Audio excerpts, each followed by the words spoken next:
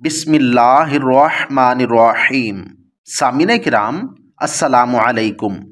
انبیاء کرام علیہم الصلاۃ والسلام کے علاوہ اللہ کا کوئی ایسا بندہ نہیں ہے جس کے دل و دماغ دنیا کی ہمہ ہمی، چمک دمک اور رنگ رلیوں سے متاثر نہ ہوتے ہوں۔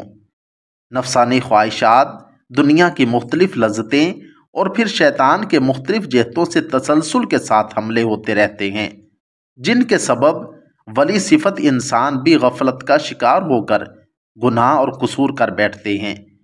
لیکن جب وہ ندامت، شرمندگی اور اللہ کے نزدیک جواب دہی کا احساس پیدا کرتا ہے اور خود کو مجرم اور خطاوار سمجھ کر معافی اور بخشش مانگتا ہے اور آئندہ کے لیے توبہ کرتا ہے تو اس کے سارے گناہ معاف کر دیے جاتے ہیں، اور اللہ کی نظر میں وہ اتنا محبوب اور پیارا انسان ہو جاتا ہے جیسے اس نے کبھی کوئی گناہ کیا ہی نہ ہو۔ قرآن مجید میں توبہ و استغفار کرنے والے بندوں کے لیے صرف معافی اور بخشش ہی کی نہیں بلکہ اللہ تعالیٰ کی خاص عنایت و محبت اور اس کے پیار کی بشارت سنائی گئی ہے۔ ارشاد باری تعالیٰ ہے، ان اللہ یحب التوابین و یحب المتطہرین۔ بے شک اللہ تعالیٰ محبت رکھتا ہے توبہ کرنے والوں سے اور محبت رکھتا ہے پاک صاف رہنے والوں سے۔ غلطی اور گناہ کا احساس اور پھر گریہ و زاری اللہ کو بہت پسند ہے۔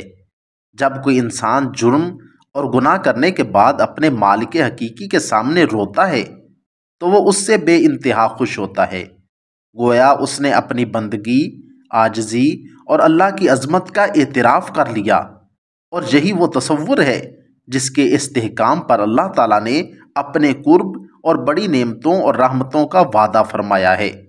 ایک موقع پر رسول کریم صلی اللہ علیہ وآلہ وسلم نے ارشاد فرمایا، اللہ تعالیٰ اپنے مومن بندہ کی توبہ سے اتنا خوش ہوتا ہے جیسا کہ وہ سوار جس کی سواری کھانے پانی کے ساتھ کسی چٹیل میدان میں کھو جائے اور وہ مایوس ہو کر ایک درخت کے نیچے سو جائے، جب آنکھ کھلے تو دیکھے کہ وہ سواری کھڑی ہے۔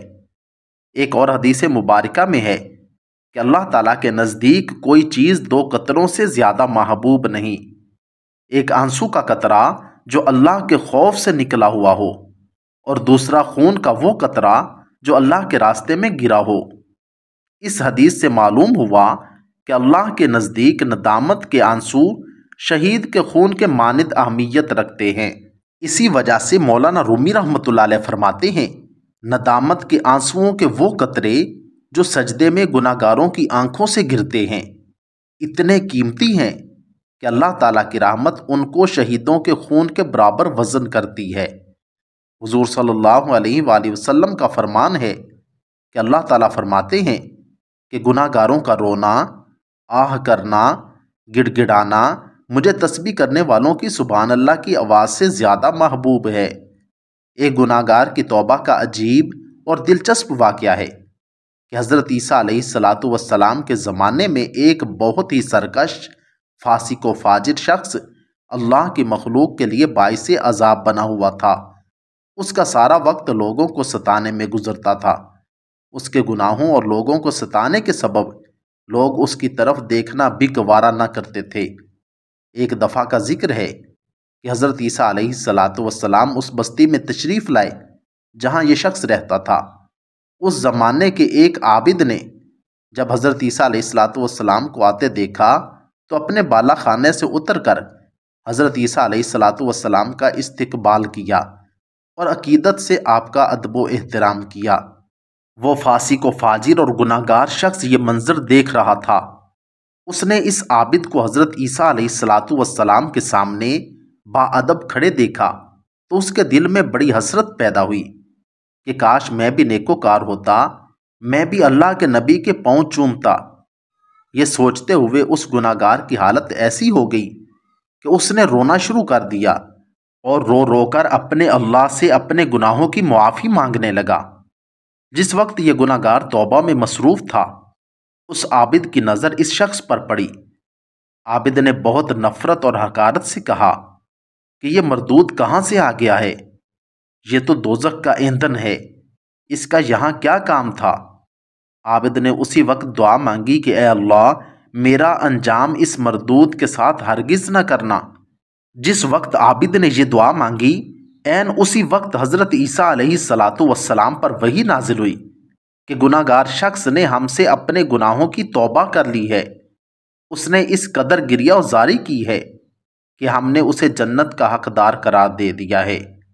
اور عابد نے چونکہ یہ دعا کی ہے کہ اس کا انجام اس گناہ گار کے ساتھ نہ ہو، اس لیے اس عابد کو دوزخ میں ڈال دیا جائے گا، کیونکہ اس نے اپنے زہد و تقوی پر غرور کر کے اپنے سارے اعمال ضائع کر دیے ہیں۔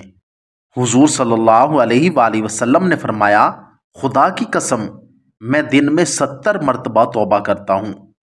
آپ کے اس عمل سے یہ بات بھی معلوم ہوتی ہے کہ اگر کسی گناہ پر ایک مرتبہ توبہ کرنے کے بعد پھر سے وہی گناہ ہو جائے تو پھر سے توبہ کر لی جائے۔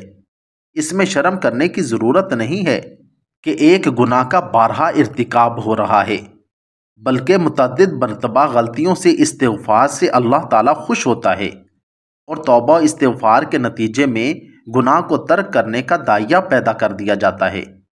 حتی الامکان یہ کوشش رہے کہ ایک مرتبہ توبہ کے بعد توبہ نہ ٹوٹے، لیکن اگر بسیار کوشش کے باوجود توبہ ٹوٹ ہی جائے اور وہی گناہ دوبارہ سرزد ہو گیا تو مایوس نہ ہو، دوبارہ پھر نئے سرے سے توبہ کر کے خدا سے اپنا تعلق جوڑ لو، اور ایک دن میں بار بار یہ واقعہ پیش آئے تو ہر بار اللہ کے حضور توبہ کر کے گناہوں سے نجات حاصل کر لو۔ یہ اللہ تعالیٰ کی بے پایاں رحمت اور شان کریمی کی بات ہے کہ ایک گناہ گار اور مجرم کے لیے پوری زندگی اللہ کی طرف رجوع کرنے کا موقع فراہم کیا گیا ہے کہ جب بھی اللہ کا خوف پیدا ہو، توبہ کر کے اللہ کے نزدیک بندوں میں شمولیت اختیار کی جا سکتی ہے۔ گویا گناہوں سے توبہ کا یہ سلسلہ موت تک قابل قبول ہے، لیکن کیا معلوم زندگی کا چراغ کب بجھ جائے۔ اس لیے گناہ گاروں اور خطا کاروں کو توبہ کرنے میں دیر نہیں کرنی چاہیے۔ البتہ یہاں یہ بات واضح کر دینا مناسب ہے کہ وہ ندامت اور شرمندگی جس سے گناہ معاف ہوتا ہے سچے دل سے ہونی چاہیے، جس کو قرآن مجید میں توبۃ نصوحا سے تعبیر کیا گیا ہے۔ اس کی تفسیر کرتے ہوئے امام نووی رحمۃ اللہ علیہ لکھتے ہیں کہ اگر گناہ اللہ اور بندے کے درمیان ہے، کسی آدمی سے اس کا کوئی تعلق نہیں ہے، تو توبہ کی 3 شرطیں ہیں۔ اول یہ کہ گناہ سے باز آ جائے، دوسرا یہ کہ سچے دل سے اپنے فعل پر نادم ہو، تیسرا یہ کہ وہ عزم کرے کہ گناہ کی طرف کبھی نہ پلٹیں گے، اور اگر گناہ آدمی سے متعلق ہے یعنی کسی آدمی سے زیادتی کی ہے تو اس کی 4 شرطیں ہیں۔ 3 تو وہی جو اوپر بیان کر دی گئی ہیں، اور چوتھی یہ ہے کہ جس کا جرم کیا، جس کے ساتھ زیادتی کی ہو، اس سے معاف کروائے۔ اگر مال لیا ہو یا ضبط کیا ہو تو اس کو اس کا مال واپس کر دے۔ اگر تہمت وغیرہ کی کوئی سزا اس پر واجب ہوتی ہے تو اس کو موقع دے یا معاف کرائے، یا غیبت کی ہے تو اس سے معاملہ صاف کر لے۔ اگر ان شرائط میں سے کوئی فوت ہو گئی تو توبہ صحیح نہیں ہے۔